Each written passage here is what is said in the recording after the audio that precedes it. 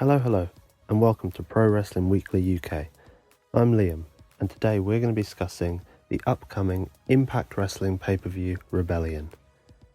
This pay-per-view is set to be a great one, as we've got a fantastic card of wrestling to discuss.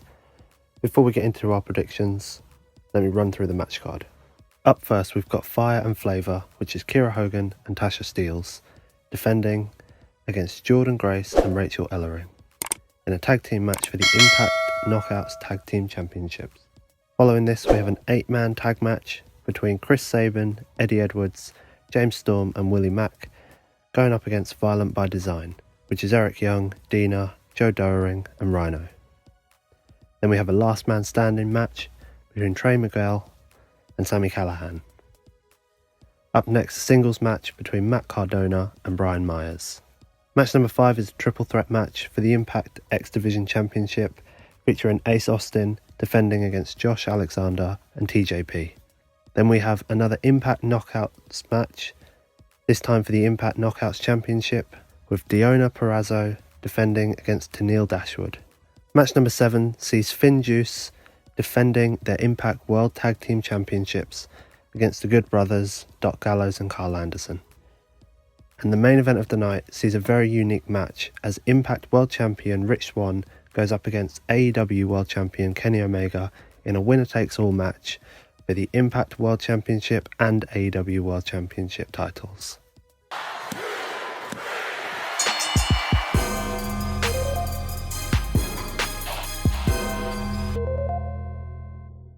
Let's kick off the predictions with the Impact Knockouts Tag Team Championship match between Fire and Flava and Jordynne Grace and Rachel Ellering. This match came about quite recently after Impact Wrestling's Hardcore Justice pay-per-view saw Deonna Purrazzo and Jazz feature in a title versus career match, which Jazz lost. The following Impact episode saw Jordynne Grace hold a retirement ceremony with Jazz. However, this was interrupted by Fire and Flava. Jazz and Grace would defeat the champions in an impromptu non-tag team match. However, Jazz said that she would stay retired and said she had someone in mind. The next week, Rachel Ellering came out to confirm herself as Grace's tag team partner, and here we have it. In my opinion, Fire and Flava have been on quite a roll recently. I think they're two very talented wrestlers. And if I'm being honest, I don't see them losing the titles right now. Jordynne Grace is an outstanding wrestler, but I just don't see her being a contender in the tag division. I think she's more suited to the singles division and she should be chasing the Impact Knockouts Championship. So this one's nice and simple for me. I'm going to go for a nice easy win for Fire and Flava, and they're going to retain their titles. Okay, next up we've got Chris Sabin, Eddie Edwards, James Storm and Willie Mack challenging Violent by Design in an 8-man tag match. Violent by Design recently won a Hardcore War 8-man tag match against Edwards, Swann, Mack and Trey Miguel at Hardcore Justice. So they're going into this match off the back of a strong win. They've got momentum on their side. However, I think the addition or the change in the team, now featuring Chris Sabin and James Storm, makes a huge difference. I think this time, when you've got people like Sabin, Edwards, James Storm and Willie Mack all on the same team, they are 4 outstanding wrestlers. And I'm finding it difficult to see how Violent by Design pick up the win here. Obviously surprises can happen and there could be some sort of finish that involves interference or something along the lines of that causes these 4 to lose. However, I just can't see it. I think the team of Sabin, Edwards, Storm and Mack is a strong team. I think they've got most areas covered. They've got strength. They've got the power, the skill, the agility. They've got the experience of the ring. I mean, James Storm, Chris Sabin have been in the ring for years along with Eddie Edwards. I just don't see them losing here, so I'm going to go for those 4 men to pick up the victory and beat Violent by Design. Next up, we've got Trey Miguel versus Sami Callihan in a last man standing match. Trey Miguel was one of the people in the team that lost to Violent by Design at Hardcore Justice. However, the impact following that pay-per-view saw Sami Callihan come out and praise Trey for his hard work and performance at that show, and he did look great at that show. He had a great showing, he looked strong, and Sami Callihan wanted him to join and work alongside him, but Trey Miguel refused, and it's led us to this match between these two, a last man standing match. Now we know a last man standing match is not going to be a pretty match. It's going to be hard hitting, it's going to be physical, it's going to be rough to watch. But the quality of wrestling that's going to be produced by these two men is going to be outstanding. I think this match, given time, can be excellent. The worst thing that could happen is if this match goes short, because these two definitely, given enough time, could produce something that is, show-stealing worthy quality of wrestling. And I think that's what we might see between these two. I think in terms of a victory, in terms of a prediction, I think Trey Miguel, he returned to Impact shortly after leaving, so in my opinion, they should be pushing him, they should be building him, because he is a future star. He's going to be a future champion, a future one to watch in this company, and I think Impact should be building him. So I think the smart decision would be for Trey to pick up a victory here over Sami Callihan. I mean, Sami Callihan has worked incredibly hard the past few years over at Impact and has done incredible things, hasn't he, for that company. There was stages in the past few years where he literally was the reason people were tuning in, and he's done an amazing job. So I think picking up a victory over Sami Callihan is something. It's definitely something to be praised about. It's not a nothing victory as such. I think a victory over Sami would be good for Trey. It would definitely help him on the build to becoming, a potential contender for a championship elsewhere in the company. So I'm going to go for Trey Miguel to pick up the victory. Okay, match number 4. We've got Mack Cardona versus Brian Myers in a singles match. Now, this is a match that many wrestling fans would probably want to see. Many wrestling fans would know who these two are from other companies and would know the history of these two from other companies.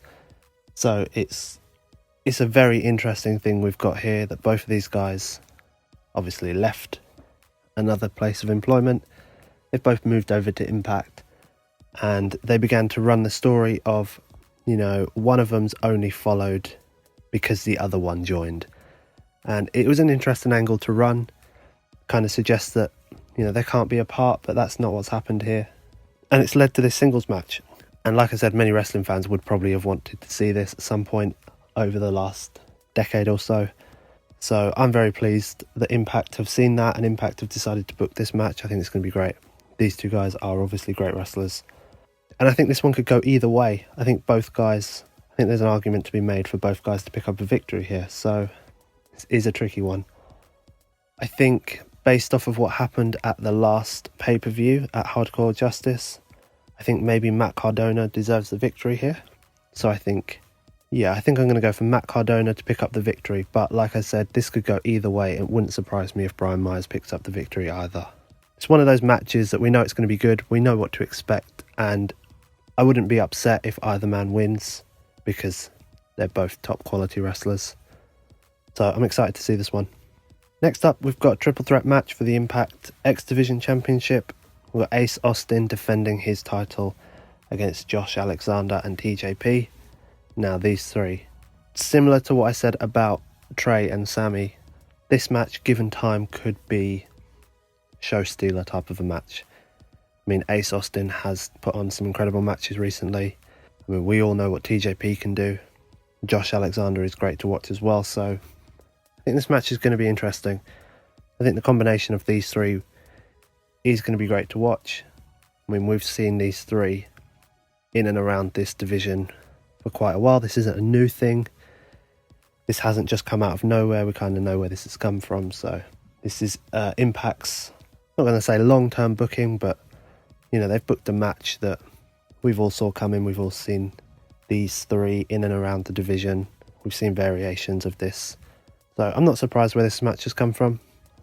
I think Ace Austin going into this match definitely has advantage on his side. It's a triple threat match, which means triple threat rules.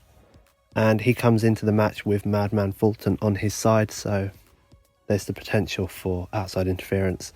There's the potential for him to be able to secure the victory. Madman Fulton might be able to cause the interference, or at least perhaps remove one other member from the match, making it back into a singles match. Then Ace Austin can focus his attention on just one guy. So I think he comes in with the advantage on his side. However, it wouldn't surprise me if now is the time that Ace Austin does lose that match, because like I said, triple threat rules means he doesn't even need to be pinned. to lose his championship. So this definitely could go any of the three ways. But I'm going to stick with Ace Austin. I think he's proved himself. He's an excellent wrestler, excellent performer. I think Impact should keep the title on him for a little while longer. He's definitely proved that he puts on exciting matches, quality stuff to watch, so I don't think anything needs to change here. Ace Austin should pick up the victory. Next up, we've got a singles match for the Impact Knockouts Championship. Deonna Purrazzo is defending against Tenille Dashwood. Now, since becoming champion, Purrazzo has been outstanding. I mean, every time she's gone into a title match, I've said that I don't see any reason why she's losing this match. I don't see any reason why her challenger is going to beat her, because she has been, like I said, outstanding with that championship. Even outstanding since joining the company. We all know what Tenille Dashwood can do. We all know her past. We all know she's an excellent wrestler. But I still don't think she's the one to knock Purrazzo off the throne as such. So I think it's going to take someone... I think it's almost going to be more of a shock when she loses the championship. Let's put it that way. So I think the person that gets that spot is going to be built into that spot. I think it lends itself more to someone like a Jordynne Grace type of wrestler. Someone that, when they beat Purrazzo for the championship, will then have a lengthy reign themselves. And I'm not sure if Dashwood is that wrestler right now. I mean, I wouldn't mind seeing her hold the championship. However, I just don't think she's the one to beat Purrazzo for it. So I think maybe her championship reign may come a little bit later down the line. So I'm going to stick with Purrazzo like I do every pay-per-view. And I'm going to say Purrazzo retains her championship. And I think she's going to come out of this looking strong, stronger than ever. I mean, she comes out of every pay-per-view looking strong. So I have no doubts that she will retain.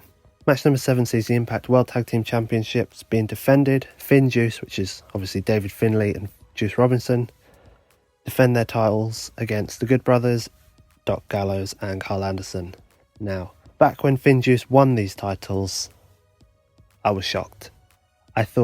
We had the championship match and I thought, oh, that'd be really cool. That'd be awesome to see FinJuice win these titles and be Impact World Champions or Impact World Tag Team Champions. Obviously coming in off the back of another company. So I thought this would be an interesting thing if they put the tag team champions onto a pair of outsiders almost. So when it actually happened, it kind of threw me a little bit. I was shocked. I didn't think they were actually going to do it. So I've been pleasantly surprised by how they decided to book that. However, we've all seen the elite guys, you know, your Good Brothers, Kenny, and all the other guys over at AEW. We've all seen what's going on with those recently. They're all looking great. And to be honest, I don't think those guys are going to be picking up many losses right around now. So I can see the Good Brothers picking up the victory, picking up the titles again, because that elite group is going to look incredible. Just picture it. You're going to have the Good Brothers with titles. You have the Young Bucks with titles. Kenny's already got titles. It's going to look incredible. It's going to be a great visual with all of those guys. We've seen it over the past few weeks with the backstage segments on AEW and on Impact. I think just putting all the titles on these guys is something that's going to happen. I think we need to just accept that is going to happen right around now. So as much as I think FinJuice is incredible and I would love to see them keep the titles, I would rather FinJuice keep the titles, because I think the quality of wrestling we're going to get is going to be fresh, it's going to be exciting. But I think it's the Good Brothers that are going to pick up the victory here. So I'm going to say the Good Brothers win, Good Brothers, new champions. And that moves us nicely onto our main event, our winner takes all match for the Impact World Championship and AEW World Championship. On one side, we've got Rich Swann, who is the Impact Champion. On the other side, we've got Kenny Omega, AEW Champion. Now, this match is just incredible, isn't it? Who would have thought a year ago that AEW and Impact Wrestling would be not only working together in this kind of partnership way, but both be willing to put their championships on the line in the same match. You know, we could walk out of this, and no matter which way you look at it, whoever picks up the victory, they will be champion of a company they don't even work for. Rich Swann could become AEW champion, doesn't work for them, and obviously Kenny Omega could be Impact champion doesn't work for them either. So this could be incredible. This is going to be historic, I think. All eyes are going to be watching this. Doesn't matter what wrestling company you watch, which one you're a fan of. I think everyone's going to be watching this to see what happens, because this is definitely going to shape the way that wrestling looks over the coming months. Personally, I don't see anything other than a Kenny Omega victory here. I mean, most people would agree with me. Kenny Omega is one of the best wrestlers in the world right now and has been for years. As great as Rich Swann is, don't think he's on the same level as Kenny Omega right now. He's not anywhere close to that level, I don't think.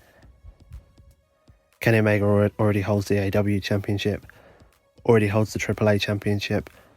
I think this match just lends itself to Kenny Omega collecting another belt, becoming Impact champion as well.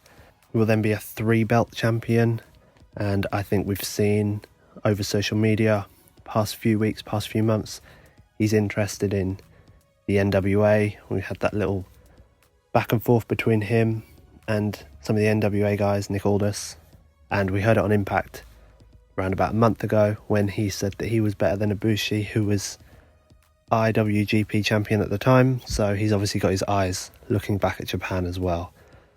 So I think Kenny Omega right now he's almost on a tear trying to collect championships. And I think the Impact Championship is just another belt for him to collect right now.